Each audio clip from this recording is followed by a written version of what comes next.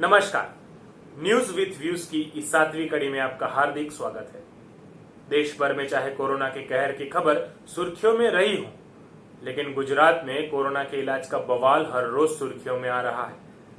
गुजरात में जहां एक तरफ सबसे बड़े सरकारी अस्पताल की कार्यरीति विवाद का केंद्र बनी हुई है, वहीं पर प्राइवेट हॉस्पिटल्स अपने चार्ज घटाने को तैयार ही नहीं, न ही कोई सेवा करने के लिए तैयार है। ऐसे में गुजरात की जनता परेशानी में है, वो जाए तो जाए कहां। कोरोना की शुरुआत से ही गुजरात के अस्पताल विवाद का केंद्र बने हुए हैं। सबसे पहले बात करते हैं सिविल हॉस्पिटल अहमदाबाद की। जैसा कि हम जानते हैं, एशिया का यह सबसे बड़ा अस्पताल है, मगर बात कोरोना के इलाज की हो या आम दिनों की, विवाद इस अस्पताल के साथ हमेशा रहता है। लॉकडाउन के साथ ही सरकार ने सबसे पहले इस अस्पताल को इलाज के लिए सज्ज कर दिया था। यहाँ तक कि जो भी सुविधा अस्पताल को चाहिए थी, वो सभी सुविधा बिना किसी देरी के उसे देने के लिए सरकार की तरफ से ऑर्डर किए गए थे। कोरोना के इलाज के लिए काफी खर्च भी इस अस्पताल में किया गया था। आइसोलेशन वार्ड बनाने से लेकर नए वेटिंग रूम और वेटिंग रूम में नए टेलीविजन तक लगाने के लिए खर्च किए गए थे, जिसके लिए सरकार ने कोई सवाल नहीं किया, क्योंकि सबसे अहम बात थी कोरोना पेशेंट्स का इलाज में कोई कमी ना रहे, डॉक्टर्स अपना काम बिना किसी तकलीफ के करते रहे और मरीजों को जल्द से जल्द इलाज मिल सके, यही सरकार का मुख्य उद्देश्य था। लेकिन यह उद्देश्य बर नहीं आया, उल्टा यह अस्पताल विवाद का केंद्र बन गया।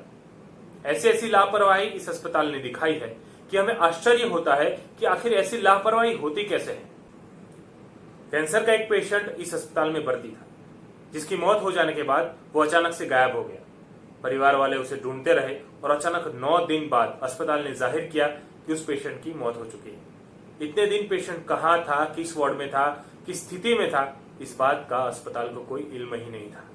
एक दूसरी घटना में कोरोना पेशेंट के परिवारजनों ने अस्पताल पर यह आरोप लगाया था कि उन्हें कोरोना पेशेंट के साथ रहने के लिए मजबूर किया जा रहा है। सिविल हॉस्पिटल के 4थी मंजिल पर डी विंग के सी वार्ड की यह घटना थी, जिसके लिए लोगों ने लोकल एमएलए को फरियाद भी की थी, लेकिन इसका कोई नतीजा नहीं निकला था। उसके बाद तो एक बड़ा ही शर्मनाक वाकया सामने आया। इस अस्पताल में 45 साल की एक महिला का देहांत हो गया। महिला को कोरोना वार्ड में रखा गया था और उनकी मौत के बाद यह पता चला कि महिला का कोरोना रिपोर्ट तो नेगेटिव था, मतलब कि उनको कोरोना का संक्रमण नहीं था। फिर भी कोरोना वार्ड में उन्हें भर्ती किया गया था। इस मामले पर भी काफी बवाल हुआ था।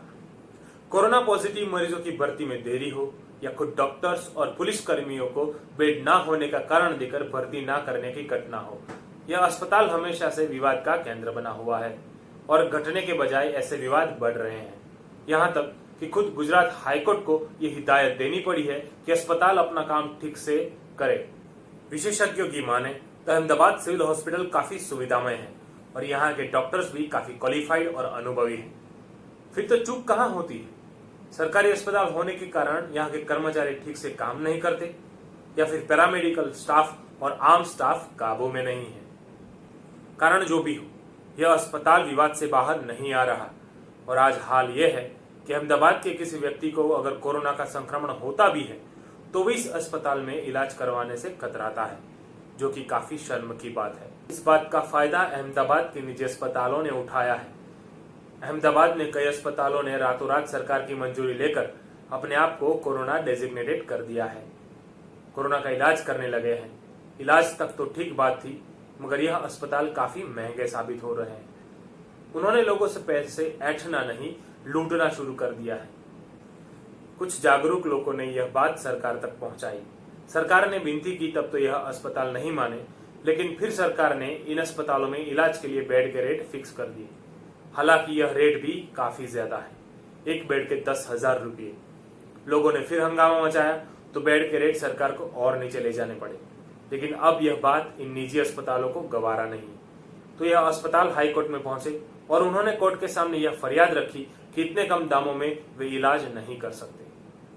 जहां पूरे देश में मेडिकल फील्ड के लोगों को कोरोना वॉरियर्स का दर्जा देकर उन्हें सम्मान दिया जाता है, वहीं पर गुजरात में मेडिकल फील्ड ही विवाद के कारण अपनी इज्जत गंवा रहा है, और वो भी ऐसे कठिन समय में जब समाज को मेडिकल फील्ड की सबसे ज्यादा आवश्यकता है।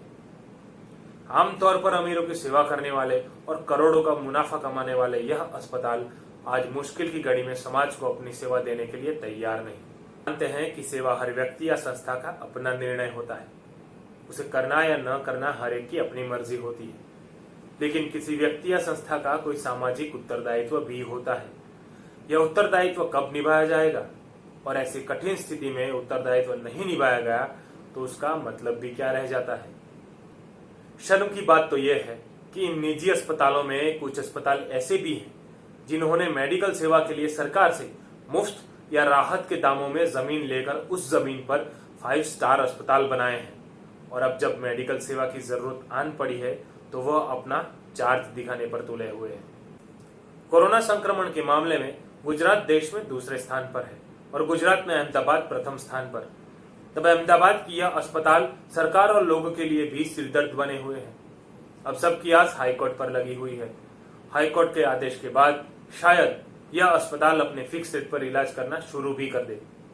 मगर इस मुश्किल के दौर में उन्होंने जो बेशर्मी दिखाई है वह गुजरात की जनता कभी नहीं भूलेगी। नमस्कार।